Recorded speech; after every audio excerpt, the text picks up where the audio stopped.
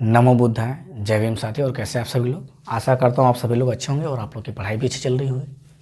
जैसा कि सभी लोग जान रहे हैं कि हम लोग सीटेट के लिए कंटिन्यू हमारा क्लास ये चल रहा है, जिसमें आज ये हमारा चौथा क्लास होने वाला है ईवीएस का। इसके पहले अगर इस वीडियो पर नए हैं तो पहले इसके पीछे जितने सारे क्लास हुए उसको आप देख लीजिए, जिसमें एनसीएफ, एनईपी, आरटीई और हिंदी पैडागोजी, ईवीएस की पूरी पैडागोजी और मैथ की पैडागोजी पूरी कंप्लीट है। पहले आप उसको देख के जल्दी से रिवाइज कर लिए, नोट्स बना लीजिए और फिर इसके बाद तब इस पे आइए। तो कल हम लोगों ने पढ़ा था जानवरों के बारे में, आज हम लोग पढ़ने वाले हैं पक्षी के बारे में। आज हम लोग पढ़ने वाले हैं पक्षियों के बारे में। और कल हमने पढ़ा था जानवरों के बारे में, कौन कौन से जानवर महत्वपूर्ण है उनके बारे में हमने कंप्लीट पढ़ा। और वो भी जो ईवीएस में दिया गया है 3, 4, 5 में, बस वही चीज़ें, क्योंकि सीटेट में वहीं से आने का है क्वेश्चन, बाहर से तो आएगा नहीं। तो चलिए, तो आज स्टार्ट करते हैं पक्षी। पक्षी में देखिए क्या है, अधिकतर पक्षियों की आंखें उनके सिर के दोनों तरफ होती हैं। ज़्यादातर जो पक्षियाँ होती हैं, जो भी उनकी जो आंखें हैं उनके सिर के दोनों तरफ होती हैं। पक्षी एक ही समय पर दो अलग अलग वस्तुओं को देख सकती हैं। जो पक्षी है एक ही समय पे दो अलग अलग वस्तुओं को देख सकती हैं, और जब वो दो अलग अलग वस्तुओं को देखती हैं तो उनके देखने का दायरा बढ़ जाता है। ठीक है, तो पक्षी एक ही समय पे दो अलग अलग वस्तुओं को देख सकती हैं। जब ये बिल्कुल सामने देखती हैं तब इनकी दोनों आंखें एक ही चीज़ पे होती हैं। जब ये सामने देखेंगे बिल्कुल तो इनकी दोनों आंखें एक ही चीज़ को देखेंगी, लेकिन जब साइड में देखेंगे तो दो चीज़ों को एक साथ देख सकती हैं और इनके देखने का दायरा भी क्या होता है, बढ़ जाता है। ज़्यादातर पक्षियों के आँखों की पुतली घूम नहीं सकती। मतलब जितनी भी सारी पक्षियाँ होती हैं ज़्यादातर उनकी जो आँखों की पुतली है वो घूम नहीं सकती, वह अपनी गर्दन घुमा के क्या करते हैं, आसपास देखते हैं। जो ज़्यादातर पक्षियों की आँखें की जो पुतली होती है वो घूम नहीं सकती, इसलिए वो ज़्यादातर अपने क्या गर्दन को घुमा के आसपास देखते हैं। पक्षियाँ और जो पक्षियों की जो पंख होती है वो उनको उड़ने में सहायता प्रदान करती है और गर्माहट भी देती है। तो पक्षियों के पंख उनको उड़ने में और गर्माहट में सहायक होती हैं, मतलब सहायता देती हैं या सहायक होते हैं।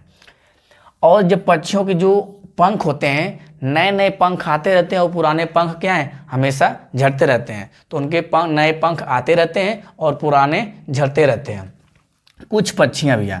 कुछ पक्षियाँ अलग अलग खतरों के लिए अलग अलग आवाज़ें निकालती हैं।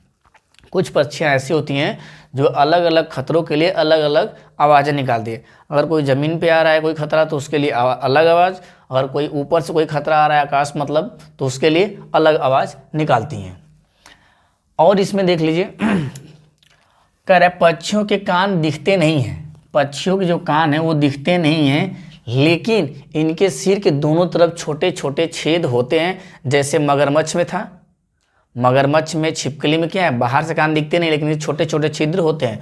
तो इनके भी छोटे छोटे छेद होते हैं, कान होते हैं जो बाहर से दिखाई नहीं देते हैं। इनके बालों से क्या होते हैं, ढके रहते हैं, जो पंखों से ढके रहते हैं। पक्षी इसी की मदद से क्या करते हैं, सुनते हैं।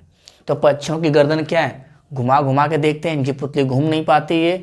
एक समय में दो चीज़ों को देख सकते हैं। जब एक चीज़ को देखते हैं, जब इनके दोनों आंखें सामने होती तो एक वस्तु को देखते हैं, और जब दो वस्तुओं को देखते हैं तो इनको देखने का क्या, इनका दायरा बढ़ जाता है और इनके सिर के दोनों तरफ इनके आंखें होती हैं और अलग अलग परेशानी के लिए अलग अलग आवाज़ क्या है ये निकालते रहते हैं। और नए नए पंख आते रहते हैं और पुराने पंख झड़ते रहते हैं। और पंख जो है इनको क्या, उड़ने में सहायता प्रदान करते हैं और इन्हें गर्माहट भी देते हैं।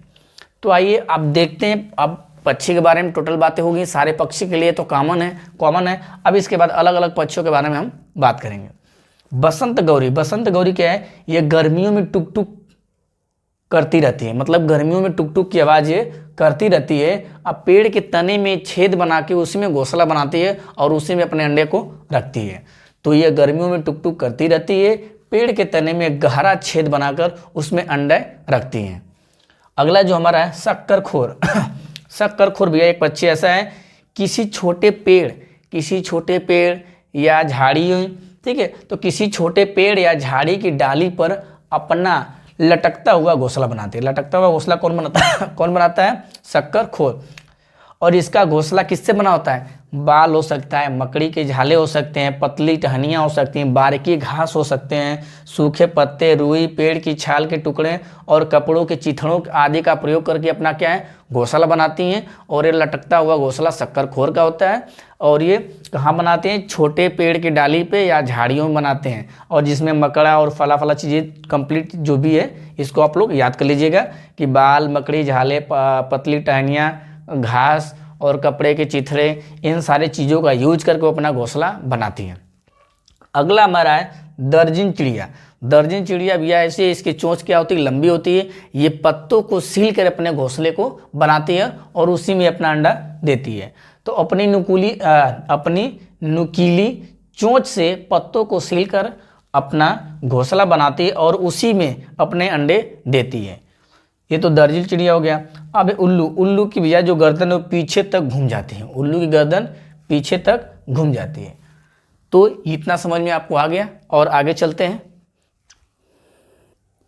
आइए भैया आगे देखते हैं। आगे हमारा क्या है, चील, बाज और गिद्ध। चील, बाज और गिद्ध। चील, बाज और गिद्ध क्या आता है भैया कि हमसे 4 गुना ज़्यादा, इनकी 2 आँखें, 2 पैर, दोनों मिला कितना 4, तो हमसे 4 गुना ज़्यादा देखते हैं। और जो हमारा बाघ था वो क्या करता है, हमसे 4 पैर 2 आँख, तो 6 हो गया टोटल, तो हमसे 6 गुना बेहतर देखता है। तो जो बाघ है वो हमसे 6 गुना बेहतर, और जो चील, गिद्ध, बाज है ये हमसे 4 गुना बेहतर देखते हैं, अधिक देखते हैं। चील की पूंछ खांचे वाली होती है। चील की जो पूंछ होती है वो क्या होती है, खांचे वाली।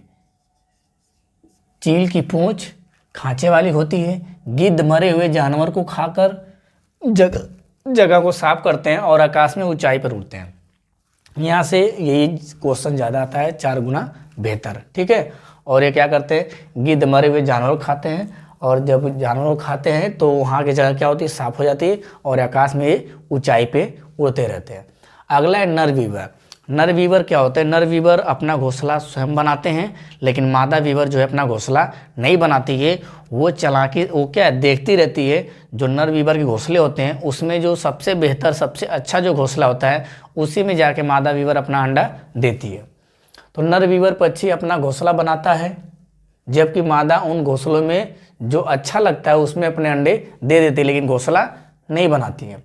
अब फाख्ता भैया क्या है कि ऐसा, ये जो है कैटस कांटों के बीच या मेहंदी की जो मेड़ होती है उसी पे क्या होता है, उसी में अपना घोंसला वो बनाता है। कहाँ बनाता है, फैक्टस कांटों के बीच या मेहंदी के मेड़ पे अपना घोंसला बनाता है फाख्ता।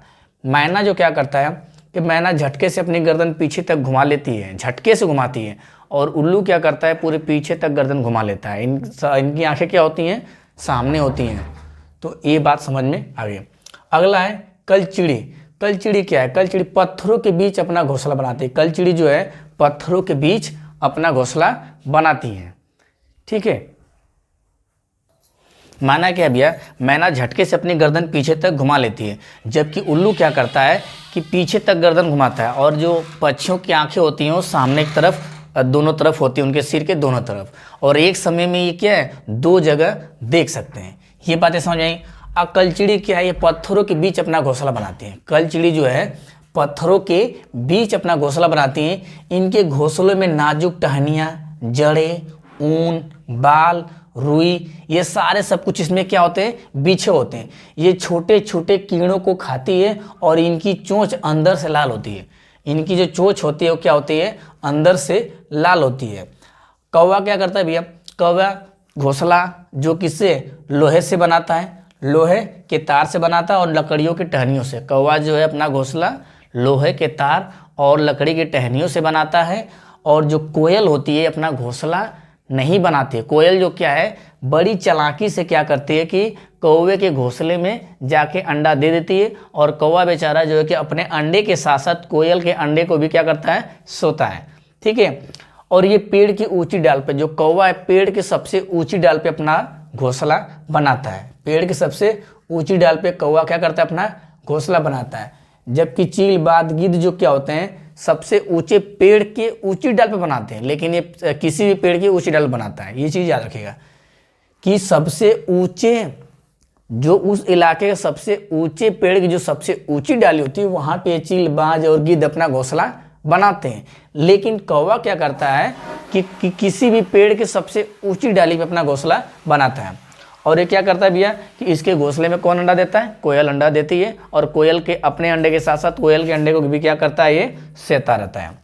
अगला देखिए, गौरैया। गौरैया अलमारी के ऊपर आईने के पीछे अपना घोंसला बनाती है, या तो अलमारी के ऊपर या आईने के पीछे अपना घोंसला बनाती रहती है। कबूतर क्या है? पुराने मकानों और खंडरों में क्या करते हैं? अपने घोंसला बनाती है।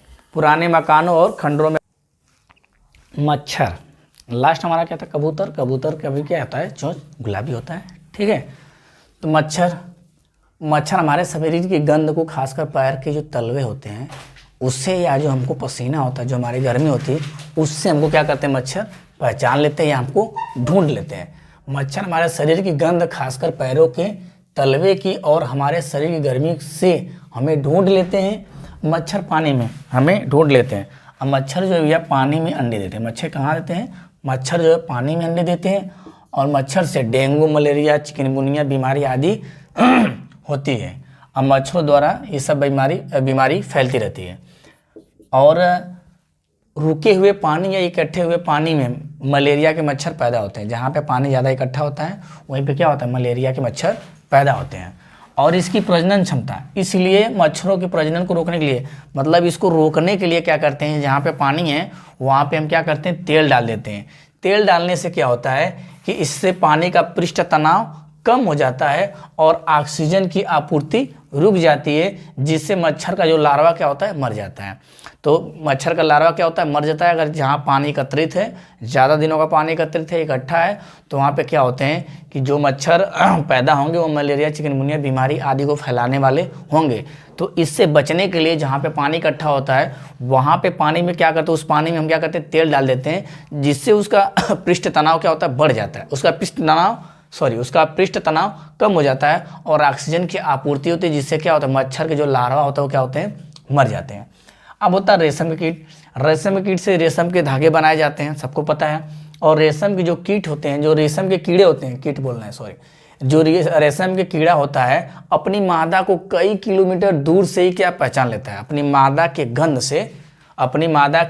गंध से कई किलोमीटर दूर से ही क्या करता है? वो पहचान लेता है। चूहों की देखने की क्षमता बहुत कम होती है। चूहों की देखने की क्षमता कम होती है, लेकिन इसके सूंघने, छूने और टेस्ट करने की क्षमता अधिक होती है। तो आज कल हमारा पूरा टोटल जानवर के बारे में हो गया था, जिसमें ये छूट गया था चूहा और रेशम कीट, तो इसमें हमने डाल दिया। और आज हमने कंप्लीट पक्षियों के बारे में जान लिया कि पक्षियों में क्या क्या चीज़ें उनकी महत्वपूर्ण हैं और उन पक्षियों में के घोंसले कैसे होते हैं। आपको यहाँ याद रखना है कोयल और कौवे को। कौवा अपना घोंसला बनाता है, जबकि कोयल क्या है? कौवे के घोंसले में चालाकी से अंडा दे देती है। इस बात को आपको याद रखना है। तो उम्मीद करता हूँ दोस्त आप लोगों को सारी बातें समझ में आई होंगी। अगर बातें समझ में आई हैं तो ज़्यादा से ज़्यादा लोगों को शेयर करें, लाइक करें और चैनल को सब्सक्राइब जरूर करें, और कमेंट भी आप लोग कर दिया करिए। तो चलिए आज के लिए बस इतना ही, फिर मिलते हैं आपसे नेक्स्ट वीडियो में। तब तक के लिए भैया धन्यवाद। और इसके पहले आप लोग अगर नहीं देखें तो उस वीडियो को भी देख लीजिएगा, जो हिंदी, मैथ और ईवीएस का जो पेडागोजी कंप्लीट है उसको देख लीजिए। एनईपी, आरटी और एनसीएफ ये भी कंप्लीट है, देख लीजिएगा। और बाकी एक चल ही रहा है। 2 दिन में ये क्या होगा, 1-2 दिन में कंप्लीट हो जाएगा। फिर इसके बाद हम लोग क्या है, साइकोलॉजी पे आएंगे। साइकोलॉजी और मैथ को दोनों एक साथ लेके हम चलेंगे। ठीक है, तब तक के लिए भैया धन्यवाद। फिर से आपको मिलते हैं नेक्स्ट वीडियो में।